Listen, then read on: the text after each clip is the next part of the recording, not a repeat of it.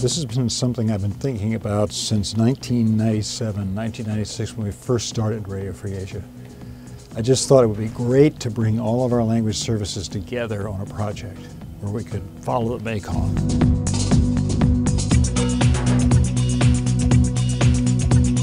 It's a lifeline for tens of millions of people. Huge numbers of people depend on this river, and this is a very dynamically changing part of the world. It's just a great story because it's been considered until recently the last untamed river. And now you have these tiers of dams controlling the water. The Mekong is a major force socially, economically, and it's connected to so many different people who have different social, cultural, historical background, and yet all these people are connected by this major river. So it is a topic by excellence for Radio Free Asia. The main thing we wanted to do was to show the impact of climate change, of dams on the river, on ordinary people. So we had our team of videographers try to stay as close as we could to people along the river to get their stories. Some of these people have very strong opinions, but they've been virtually voiceless. To a certain degree, the aim was to give voice to the voiceless and to follow the river all the way from Tibet, which is its origin, all the way out through the Mekong Delta to the South China Sea. So it was pretty ambitious.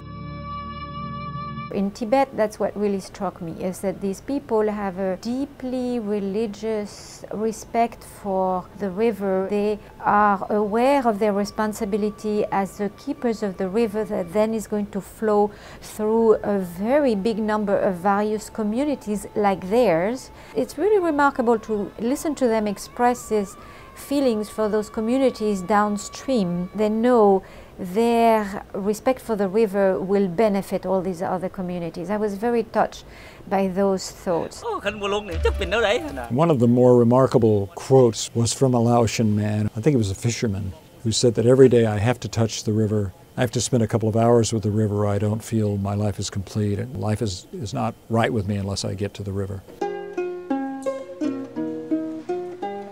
Our reporters had the guts and the luck to be able to go and interview some of the Lahu minority in Burma. You know, the ethnic minority are terribly persecuted and mistreated by the Burmese junta's army. The Chinese government does not like any negative information to come out about the country. Our biggest sort of psychological obstacle was constantly thinking, am I going to get this person into trouble if they say too much?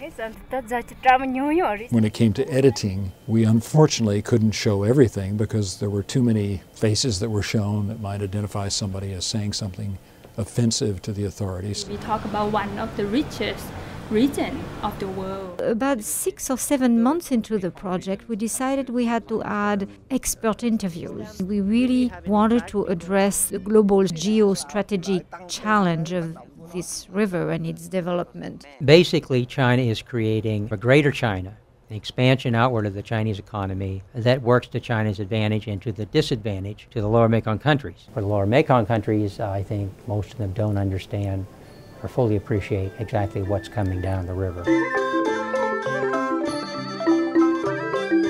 Sometimes it seems as though the only thing that counts for the governments is rapid economic growth. Pollution is a major problem.